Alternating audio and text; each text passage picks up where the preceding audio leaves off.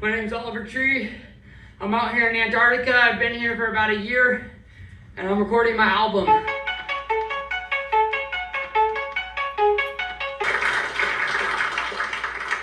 What's up, guys? My name's Oliver Tree. It's a pleasure to be here. This is my 64th consecutive week here in Antarctica.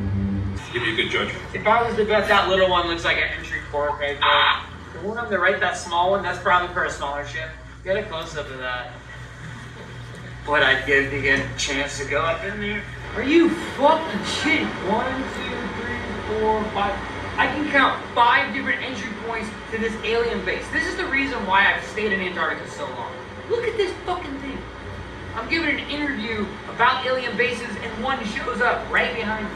This is a daily thing here. This is something that has kept me in Antarctica because I want to know more.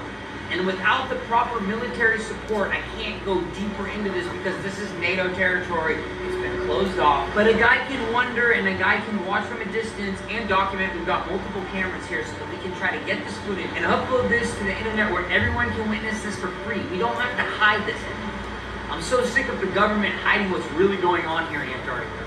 This is what's going on. Alien bases that go underwater, where you have orbs, you have UFOs, you have UAPs, you have so many different types of vehicles, but this is what keeps me. And as much as I love it, I feel like maybe I've hit a threshold. Maybe at some point I can come back and work closer with more scientists. I could potentially work with the US government if they will allow me to be a lead researcher so that we can figure out what's really going on here. I think a lot of people are scared and they come at it from a fear angle. But for me, I come from an open heart and open arms. And I welcome the aliens in, and that's why I've had so many interactions with UFO ships. That's why I've seen them time after time. Because I know I have an open mind to this, but an open heart. And I know the aliens can pick up on that. Of course, there's also the walls that surround it, the flat earth theory and all that. I'm not going to get into that, but yes, we did find the wall. This is the perimeter of Antarctica. This is the perimeter of what we call the end of the flat earth. Me and John Rock climbed this about 6 months ago. We lost all the footage because there's a magnetic layer on the wall that erased all the photos. It was quite unfortunate. The wall is over 16 meters high. We tried climbing it the first time. John Rock had an asthma attack. He didn't bring his inhaler. The second time we were able to get to the top, it's literally nothing. It just stops. Flat ending. The earth ends here. And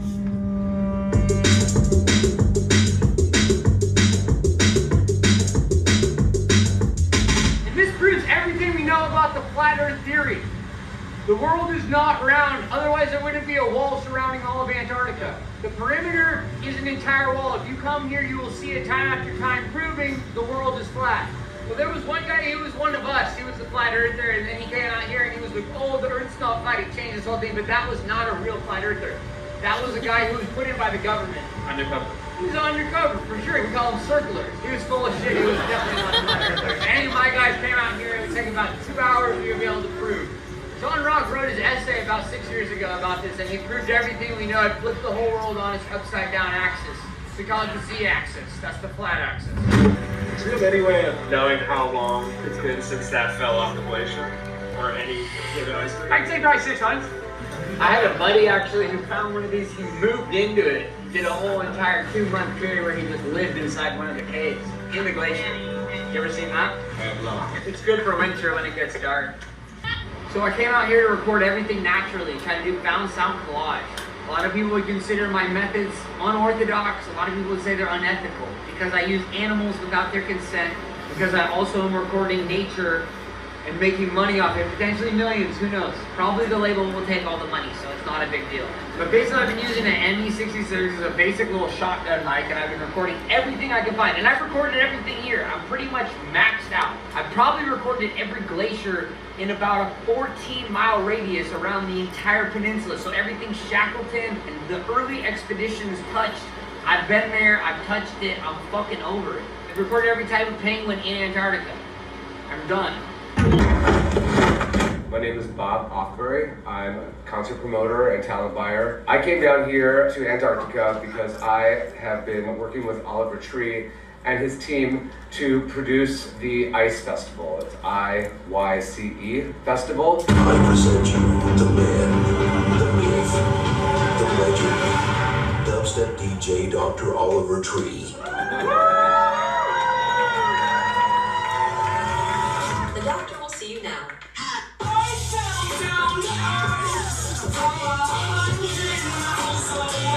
DJ Dr. Oliver Tree. This was absolutely the most heinous crap I've ever heard in my entire life. I knew that nobody was going to connect to this music. I'm just sitting here thinking, like, I'm ruined. All this energy and resources and money that we're putting into this event, it was just absolute garbage.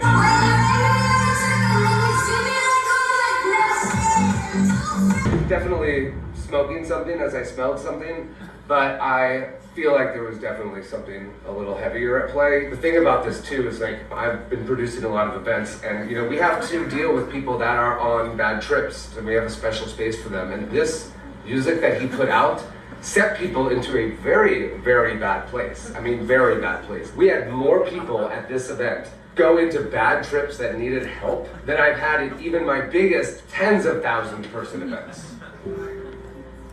It made my little homie Tommy just start projectile vomiting. As soon as Tommy started projectile vomiting, another person started projectile vomiting. And that caused another person to start projectile vomiting. This is not meant for the general human consumption.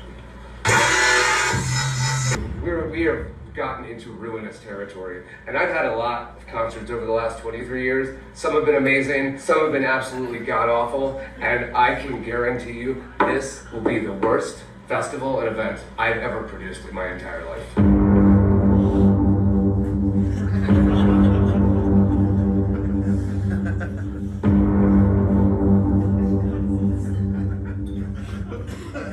They don't know anything about rave culture. It's a movement. I'm just the beginning. There will be generations after generations that will come after me. I don't know, what's the question?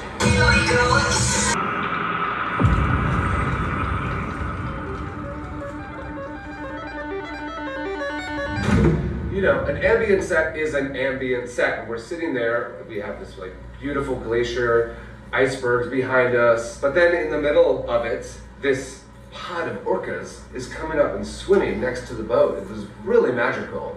And what does this clown do? Mr. Ego drops this super gnarly dubstep song. It completely ruined the vibe. The orcas just dissipated. I feel like anything he plays, no one's going to be there. This is one of, if not the biggest fall from graces I've ever seen in the music industry. To be an explorer traveling the world is not a fall-off move. I've been dissociated away from social media. I've deleted Instagram, I've deleted TikTok, deleted all this fucking bullshit, and I've enjoyed being a human and getting to know myself and spending time by myself. That is a beautiful fucking thing. So don't go for a second saying you fell off. I mean, I've seen a lot of fall-offs in the 23 years. This is going to be the end of his career. And it's sad. I really think that we really need to be watching out for him. This was my version of making it. I didn't buy a house, I didn't buy a car. I've been living on a boat in Antarctica. That's the dream come true. I don't want to be a famous guy. It just reached the point where my entire identity was wrapped up in artist, creator, not funny comedian, all this stupid fucking shit. I'm so much more than that. Yeah, I did some time as a hand model. Yeah, I'm an inventor. Yeah, I'm incredibly handsome and good modeling on the side. But first and foremost, I am an explorer.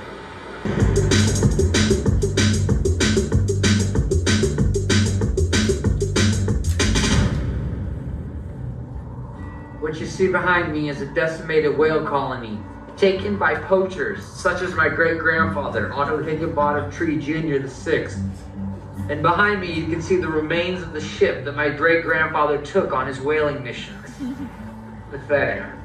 Over 6,000 whales killed in 1 year by the man I call grandfather.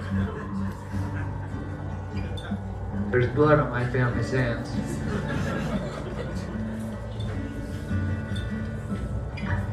We got emotional. I'm good. This doesn't sit right with me. It's heartbreaking to know that my family was a part of this. Killing so many innocent whales. And also, my grandfather worked at SeaWorld, where he would take orcas and put them in contained life in a jail cell in a sea world. I can't live. As you can see behind me, these are full-blown adult manatee whale bones. The last few years, archaeologists have turned the entire world upside down from what we knew. Whales originally had feathers with back hind legs that could walk on land. It was said that over 6,000 years ago, they could fly. I don't believe it. Let's get out of here. It sounds like shit. Now this is something that's extremely rare. As you can see, this is the tip of a whale penis. I mean, just imagine the size of that thing. It's the size of a school bus. Devastating what it could do to the female whale. Insane.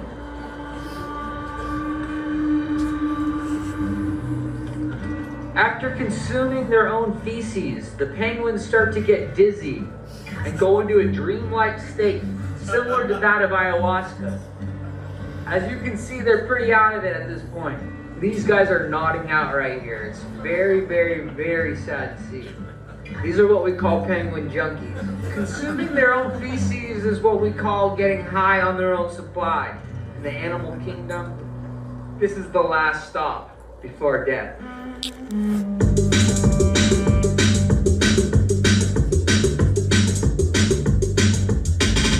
Over the last few years, researchers have found that penguins are polyamorous. What you see behind me is a polycule, which means this is a family with multiple males, multiple females, unsure who the father is. It does not matter to the penguins. They raise each as it's their own.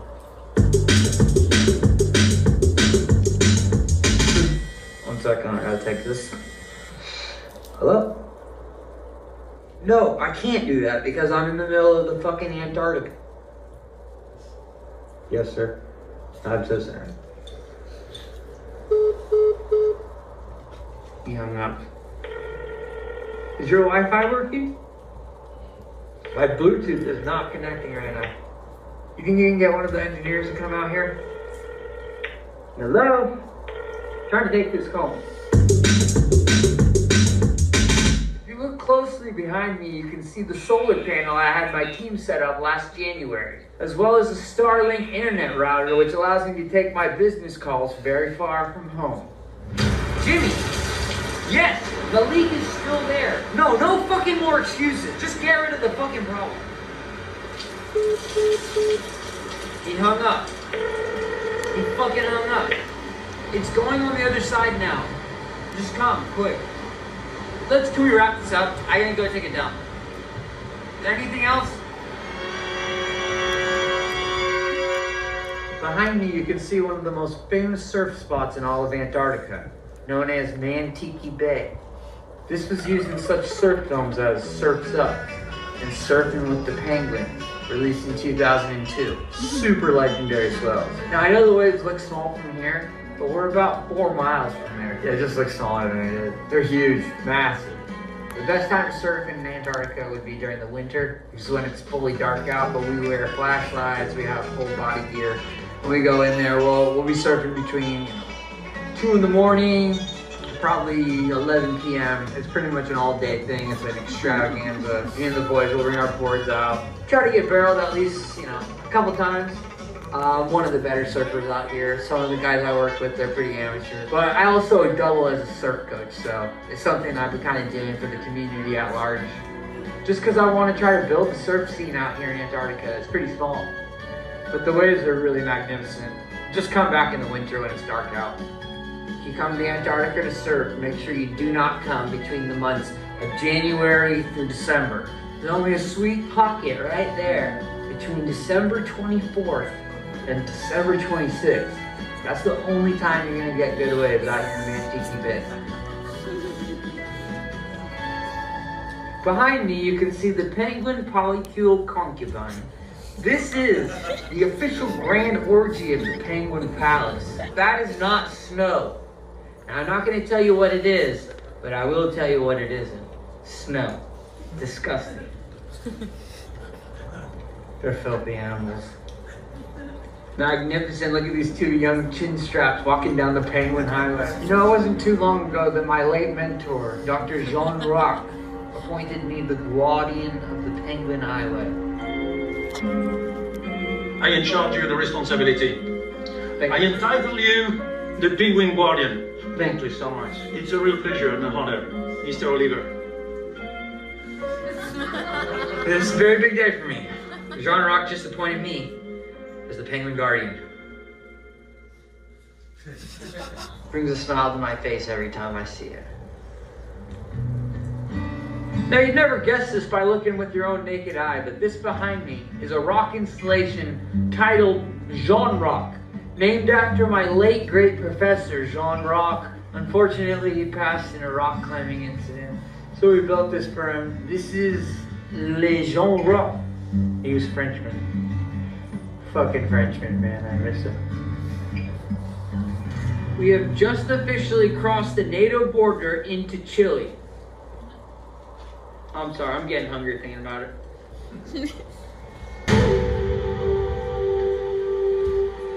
Behind me, you can see one of 17 alien base caves, which enters into what we are almost 99% sure is the entry point to Agartha, the Hollow Earth.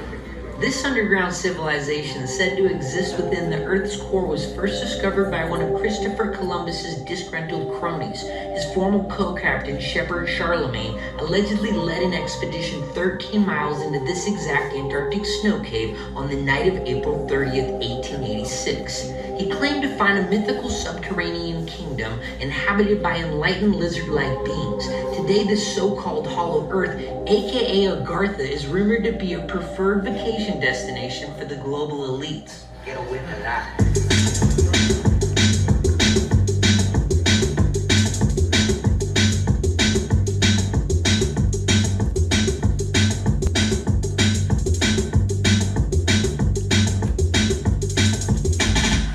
That's one of the entry points right there to one of the alien bases we've been looking into. One of 17 around the Antarctic Circle.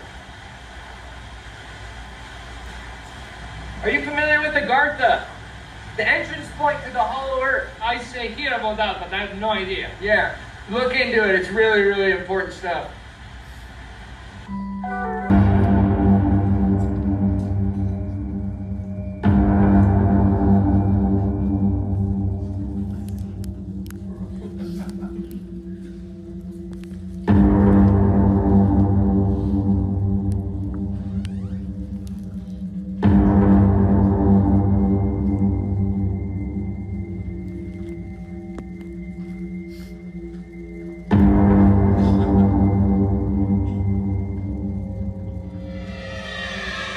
You've been hired to work for me, not for these fucking clowns. These guys aren't paying you. They're certainly not paying for the fucking camera that I'm renting out for $40,000. This is the same camera that NASA used to fake the moon landing. And you're just giving it willy-nilly to anybody who asks, without fucking consulting to me. How fucking pathetic are you, really? You're a megalomaniac. Dude, look at you. You're so low vibrationally. And I'm up here. You'll never be there. You'll never be at this level. And I'm humble about it. You don't hear me bragging about, oh, I'm a multi-millionaire on the road to the first 100 million. I'm just a casual guy. I just show up, polite, and you can't even fucking thank me for giving you the fucking trip of a lifetime. You're fucking pathetic. You're more fucking pathetic than my fucking parents. This is fucking bullshit. We're very concerned, but we're here to get our son and try to get him the help he needs. For whatever reason, I've always wanted to come to Antarctica since I was a small child. I have a memory about when I was 6. I had a dream that I would be out exploring in Antarctica, and to be here finally, that's why I didn't want to leave, because it's such a long dream. That's 24 years ago. I came here as a man on a mission, and I successfully did it. I mean, how many people do you know live in Antarctica for a year? Name one. None, because no one wants to stay here during the winter. There was me and maybe 14 other scientists in the entire continent because it's pitch black for 6 months. But I think right now, what will be best for me is for me to kind of separate myself from the continent. there's got to be more out there. It's a massive world. Maybe I'll do a whole other year across all 7 continents. I'd love to go to the Middle East. I'd love to go to China. I'd love to go hang out with the Maasai tribe in Africa. I'd love to play them the album, see what they think. Because obviously my parents are not the right demographic. But there's got to be someone out there who gets it.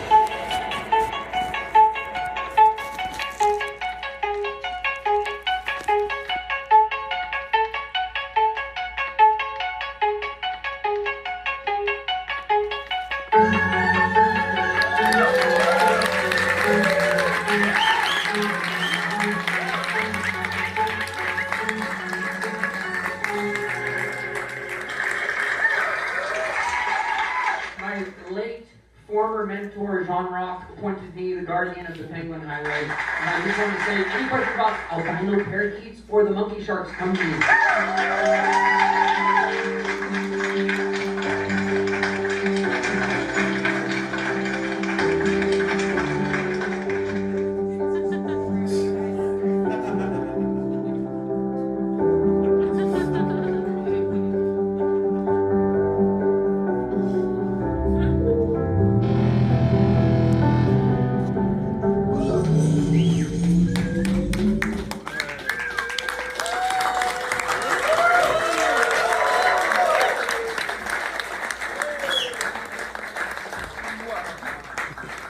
Is this thing on? Can you guys hear me? Is this thing fucking on?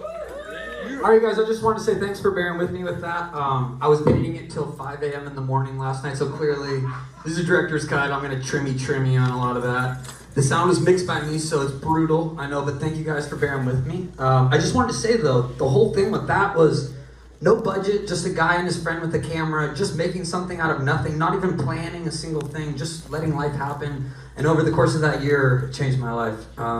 I made the first half of the album during that year, and then the second half I went to go travel and then basically hit 82 countries. And so what I'm going to show you guys next is the album in its full. Also, this isn't entirely finished, but we have visuals of me and my band playing them. And yeah, I just wanted to say, you guys, there's enough creativity in this room to be able to shine and bright such a strong light across the world. And my whole goal here is just to inspire you guys. You don't need a record label. You don't need crazy budgets. You don't need anything. You just need time and an idea and creativity. And you do not need to be asking for someone's permission to do this shit. I don't have any plan for this. Like, maybe I'll put it on YouTube. Maybe I won't ever release it. I don't give a fuck. It's just to make art. And that is the whole point. And I wanted to just show you guys you don't need some fancy, crazy budget to do that. You don't need someone's permission or waiting on someone's dollar to make a film. Even if it was pretty shitty, that is still fun to do. Okay, and next we're gonna get into the album. This is Love You Madly, Hate You Badly. This is the world premiere right here. Thank you guys, it comes out tonight. I'm honored.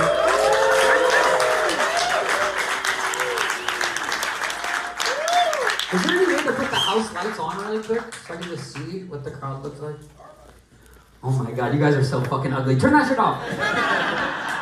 Turn that fucking lights off immediately. Alright, without further ado, we'll play you guys the album. Thank you for bearing with us and sticking around. I love you all. Thank you guys for coming out. Just wanted to say really quickly, those videos were basically made with zero money as well. My record label that I used to work with used to give over $1 million every cycle, and they would give a lot of startup capital.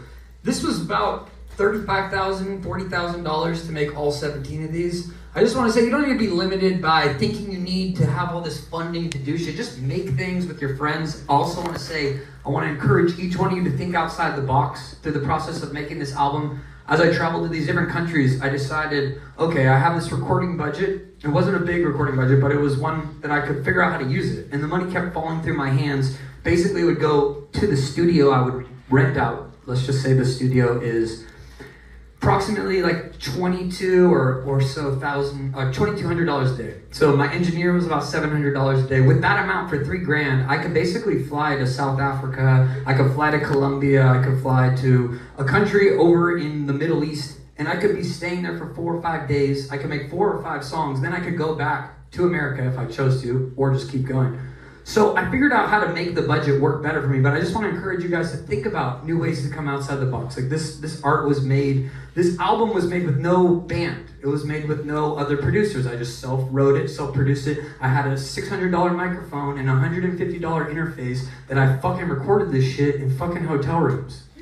So I just want to say, you don't need the fancy shit. You don't need all the fucking big budget stuff. Just make art. And this shit is most raw and most authentically me. You know, I've had all these characters, even things I just said, I'm losing the characters this time. I want to just be myself. And I want to encourage you guys to do the same. I love you. Thank you so much for coming. Peace.